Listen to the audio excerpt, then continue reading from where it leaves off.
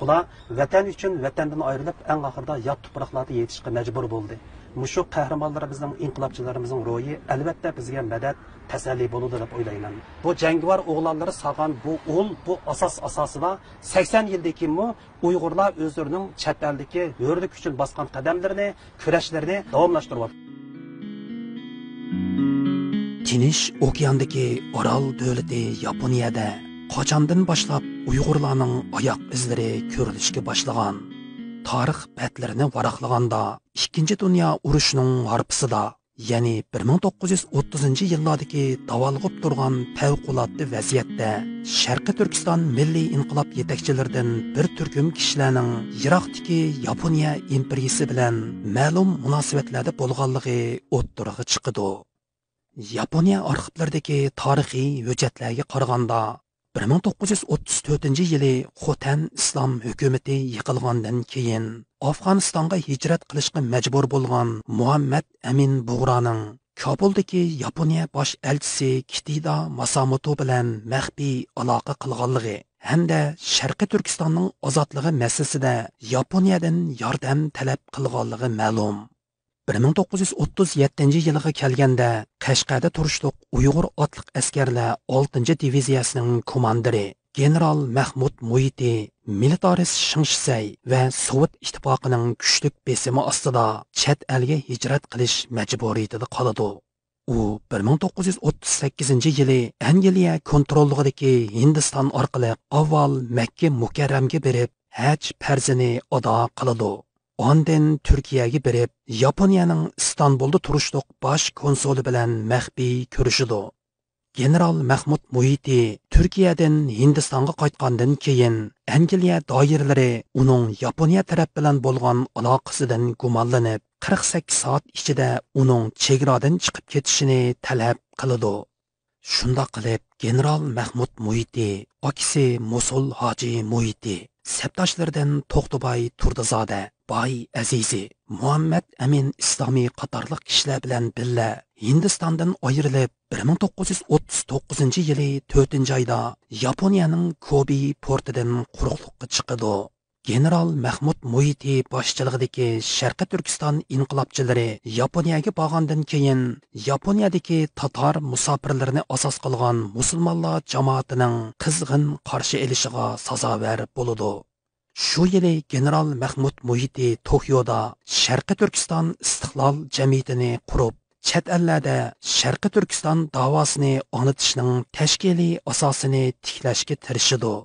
General Mahmud Muiti bu jamiyatning raisligiga, Afg'onistonda turayotgan Muhammad Amin Bug'ro muavin raislikka, Muhammad Amin Islomiy bosh kotiblikqa tayinlandi.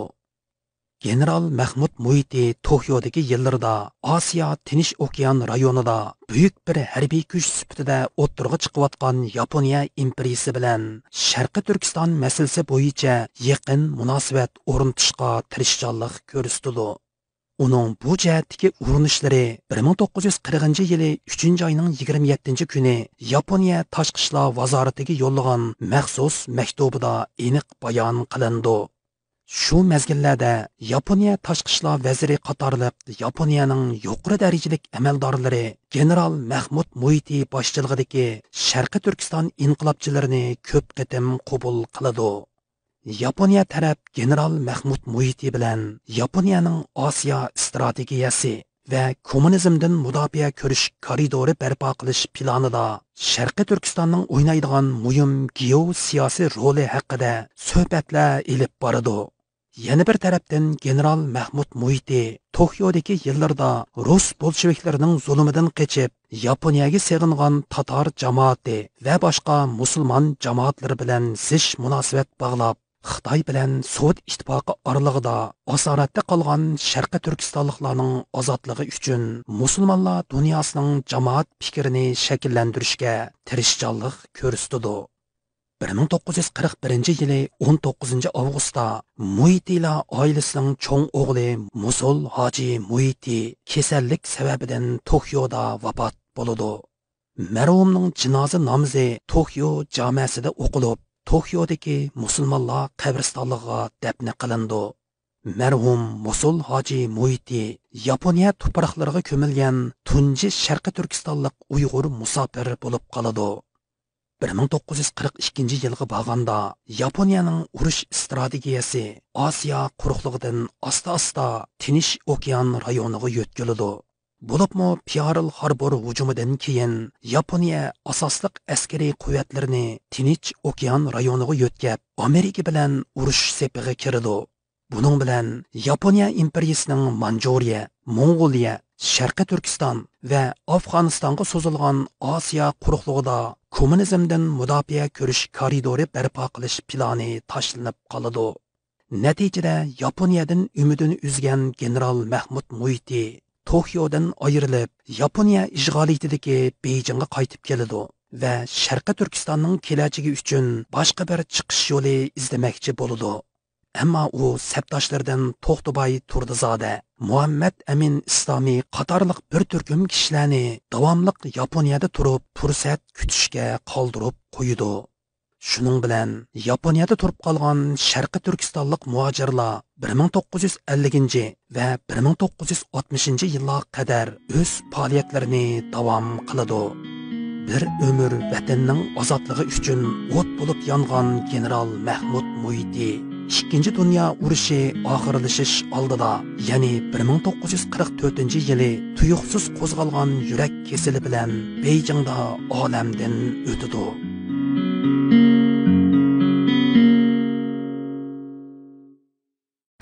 Hurmatli ko'rmanlar, biz hozir Yaponiyaning Tokio shahrida.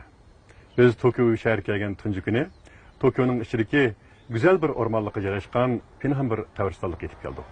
Bu qabristonlikda Uyg'urlarning 30-yillardagi hurlik kurashlarida bedel to'lagan jini va mollarini sarflagan bir oilaning a'zosi yotgan bu qabristonlikda shu oilaga tava bo'lgan mashhur bir zot bu yerda ko'milgan. Bu zotning ismi va kimligi haqida shu sohada yaxshi tadqiqotlarni olib borgan Asas Sulaymon afandi bilan birlikda turibmiz. Bu zotning kimligi va to'lagan badallari va u oilaning qisqa tarixi haqida Asas Sulaymonning o'zining baholarini anglab o'tamiz. Bu qabristonda yotgan Mosul Muhiti ekanligini bilib o'tamiz. Siz oldi bilan mushu shaxs tava bo'lgan Muhitilar oilasi haqida ma'lum bir tushunchlarni berib o'tgan bo'lsangiz. Bu oila qanday oila? Rahmat. Muhitilar jamiyati 19-asrning oxiridan 20-asrning boshlarigacha bo'lgan jarayonda Sharqi Turkistonning mushu Turpan rayonidan chiqqan, xuddi bizning Musobaylar jamiyatiga o'xshash eng iqtisodiy jihatdan ko'tarilgan, ta'sir doirasi cho'ng jamiyatlarning biri. Hamda Muhitilar jamiyatining oilasidan 4 nafar muhim bir shaxs yetilib chiqqan. Ularning eng cho'ngi Mosul Muhiti, undan keyin Maqsud Muhiti, undan keyin Mahmud Muhiti, yana general Mahmud Muhiti, eng kichik o'g'il Gosul Muhiti. Rahmat sizga. Unda bu Mosul Muhiti qanday qilib Yaponiyaga kelib qoldi? Mushaqir azroq bir tushuncha berib o'tgan bo'lsangiz. Albatta, boy deganimizdek 20-asrning 30-yillarga kelganda vatanda, ya'ni Sharqi Turkiston milliy inqilobi bo'lib o'tdi. Bu inqilobning beshida Xo'janiyaz hoji bilan bu Muhitilar jamiyatidan chiqqan Maqsud Muhiti boshchilik qildi shu Qumul Turpan taraflaridagi inqiloblarga. Keyin Maqsud Muhiti Turpanning Lükchun degan joydagi shu urushda qurbon bo'ldi. Qurbon bo'lgandan keyin Maqsud Muhitining inisi Mahmud Muhiti mushu qo'zg'olonchilarning rahbari sargard sifatida tonlib 1934-yilga kelganda bu inqilob mag'lub bo'lgan bo'ldi. Ammo bu inqilobning natijasida Mahmud Muhitining boshchiligida mushu Uyg'ur askarlar 6-diviziya bo'lib uyushib Qashqarda turishliq Uyg'ur otliq askarlar 6-diviziyasi tashkillandi. Mahmud Muhiti generallik sifati bilan mushu 6-diviziyaning komandiri bo'ldi, toki 37-yilgacha Qashqarda turdi. Ammo 37-yilga kelgan vaqtda militarist Shingsayning shundaqla Sovet ittifoqining besim bilan Qashqarda turish mumkinchiligi qolmaganligi uchun general Mahmud Muhiti vatan uchun vatandan ayrilishga majbur bo'ldi.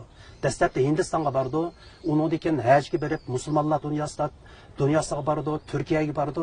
Eng oxirida shu vaqtda Osiyoda bu Yaponiyaning buyuk Osiyo strategiyasi o'ttirib chiqib, Xitoyga askar ko'rgizdi.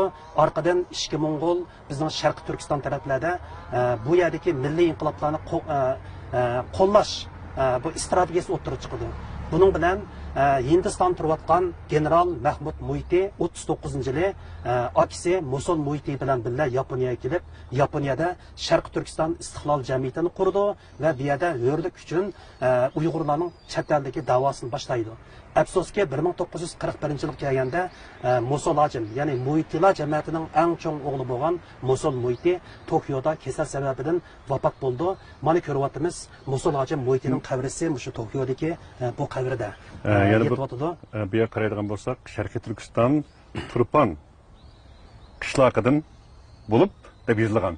Demak, buning bu qabr teshig'imi Sharqiy Turkiston deb yozilgan ekan. Bu adamning diqqatini bekjalib qildigan bir so'zlar ekan bu. Bularning shunchalik yiroq yo'llarni yiroq ko'rmay, dengiz atlab, qita atlab, mushunday bir yot yurtlarda, hatto o'zlarining tillaridan hech qanday birlik kelmaydigan, din jihatdan o'xshamaydigan bir yurtlarda mushunday bir ijrat qilishi, bu yerda yo'l izdishi, buningdan biz nimalarni ko'rib olamiz? Albatta, endi 20-asrdagi Uyg'urlarning shu siyosiy tarixida Mahmud Muhiti qatorliq bizning bir davr inqilobchilarimizning bir shonliq tarixi qolib qoldi. Mana ko'ryapmiz, Mosul Muhitining qabrisi shu Tokioda qolib qoldi. Bular vatan uchun vatandan ayrilib, eng oxirida yot tuproqlarda yetishga majbur bo'ldi. Demak, buning o'zi Uyg'urlarning tarixdan bu yanqi hurlik uchun to'lagan badallari uzluksiz bo'ldi, kurashdan hargiz voz kechmadi, nurg'unlarning qabrlari yot tuproqlarda qoldi.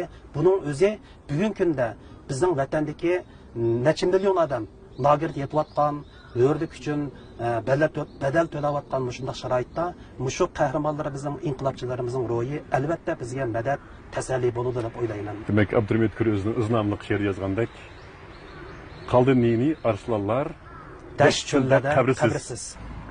Demak, mayli qanday yo'ldagi badal bo'lsin, badal sizningcha bekorga ketmaydigandek tuyulamsiz, qanday tuyuldi? Shundoq, albatta shundoq. Bu Tokiodagi eng chong qadimiy qabristonliklarning biri.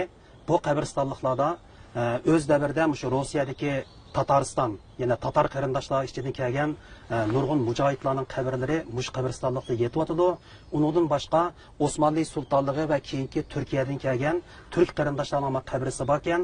Shularning ichida 20-asrning 30-40 yillarda hurlik erkinlik uchun kurashgan Muhitilar jamiyatiniki jangivar o'g'lonlardan biri bo'lgan Muhit Hoji Mosul Hojining qabrisimi bu qabristonlikda turibdi.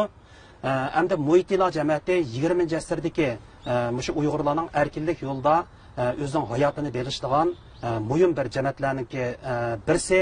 Bu jamiyatdan chiqqan Maqsud Muhiti, Mosul Muhiti, Mahmud Muhiti va Gosul Muhiti qatorliq 4 nafar qarindosh 20-asrdagi Uyg'urlarning erkinlik ozodlik uchun badal to'lagan, hayotini taqdim qilgan o'g'lonlarimizning birsi Mosul Muhiti.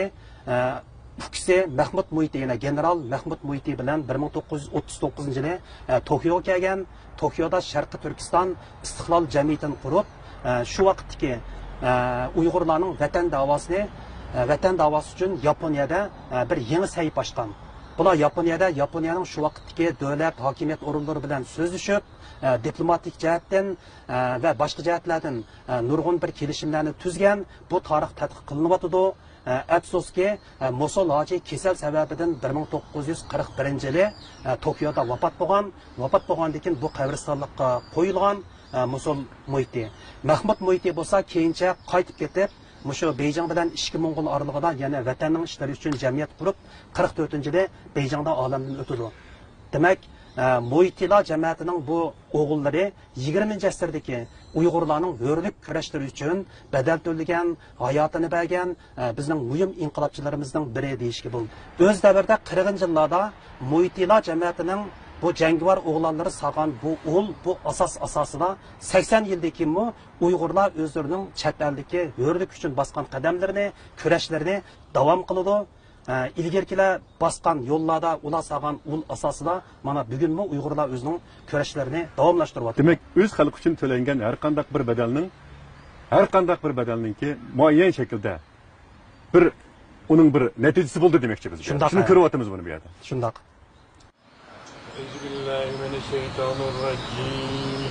Bismillahirrahmanirrahim. Elhamdülillahi Rabbil alamin.